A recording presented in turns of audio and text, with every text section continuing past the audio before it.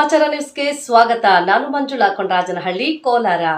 ನಿನ್ನೆ ನಡೆದ ಆರೋಗ್ಯ ತಪಾಸಣಾ ಶಿಬಿರದಲ್ಲಿ ಭಾಗಿಯಾಗಿದ್ದ ಕಣ್ಣಿನ ಸಮಸ್ಯೆಯ ರೋಗಿಗಳಿಗೆ ಇಂದು ಸುಮಾರು 35 ಜನಕ್ಕೆ ಚಿಕ್ಕಬಳ್ಳಾಪುರದ ಜೈನ್ ಆಸ್ಪತ್ರೆಯಲ್ಲಿ ಕಣ್ಣಿನ ಶಸ್ತ್ರಚಿಕಿತ್ಸೆ ಮಾಡಿಸಿದ್ದು, ನಾಳೆ ಕಿಡ್ನಿ, ಹೃದಯ, ಪೈಲ್ಸ್ ಸೇರಿದಂತೆ ಇನ್ನು ಅನೇಕ ಕಾಯಿಲೆಗಳಿಗೆ ಸಂಬಂಧಿಸಿದ 150ಕ್ಕೂ ಹೆಚ್ಚು ರೋಗಿಗಳನ್ನು ಬೆಂಗಳೂರಿನ ಸಪ್ತಗಿರಿ ಆಸ್ಪತ್ರೆಗೆ ಕರೆದೊಯ್ದು ಶಸ್ತ್ರಚಿಕಿತ್ಸೆಯನ್ನು ಮಾಡಿಸಲು ಮುಂದಾದ ಕಾಂಗ್ರೆಸ್ ಮುಖಂಡ ಪುಟ್ಟು ಆಂಜಿನಪ್ಪನವರು.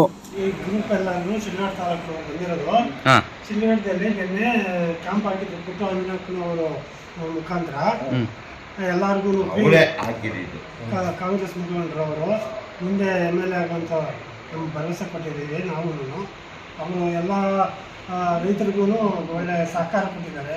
ಹಳ್ಳಿಗಳಿಗೂ ಹೋಗಿ ಎಲ್ಲರಿಗೂ ಕಷ್ಟ ಸುಖ ವಿಚಾರಿಸಿ ಸಹಕಾರ ಕೊಟ್ಟಿದ್ದಾರೆ. ಅದರಿಂದ ನಮ್ಮ ತಾಲೂಕಲ್ಲಿ ನಿನ್ನೆ ಕ್ಯಾಂಪ್ ಹಾಕಿಬಿಟ್ಟು ಒಂದು 35 ಜನನ ಕರ್ಕೊಂಬಂದು ಇವತ್ತು ಇಲ್ಲಿ ಕಣ್ಣು ಆಪರೇಷನ್ ಮಾಡಿಸಿದ್ದಾರೆ. ದೇವಸ್ಥಾನ ಆಗಲಿ, ಒಂದು ಮದುವೆ ಕಾರ್ಯ ಆಗಲಿ, ಯಾರಾದ್ರೂ ತೊಂದರೆ ಆಗಿ ಪೇಷಂಟ್ಗಳಾಗಿದೆ ಅಂಥವ್ರಿಗೆಲ್ಲ ಪುಟ್ಟು ಆಂಜನೇಯಪ್ಪನವರು ಅನುಕೂಲ ಮಾಡಿದ್ದಾರೆ. ಮುಂದೂ ಮಾಡಿಕೊಡ್ತಾರೆ. ಹೋದರೆ ತಪ್ಪೇನು ಹೋಗ್ಬೇಕು. ನಾವು ಸುಮ್ಮನೆ ಅವರೇ ಬಂದು ನಮ್ಮ ಹತ್ರ ಯಾರು ಮಾಡ್ಕೊಡಲ್ಲ. ಆ ಥರ ಇದೆ.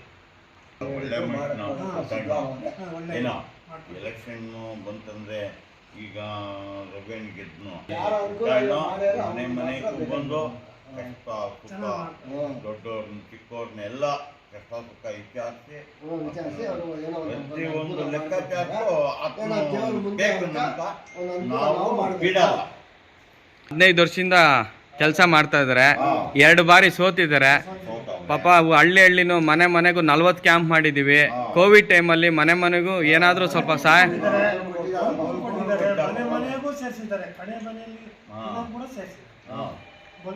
ನಿಮ್ಮ ಬೆಂಬಲ ಯಾರಿಗೆ? ನಿಮ್ಮ ಹೌದು.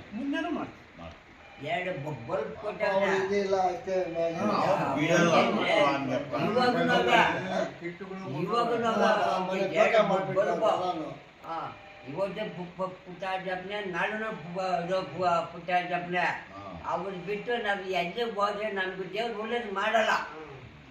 ಆಯ್ತು, ಒಳ್ಳೇದಾಗಲಿ.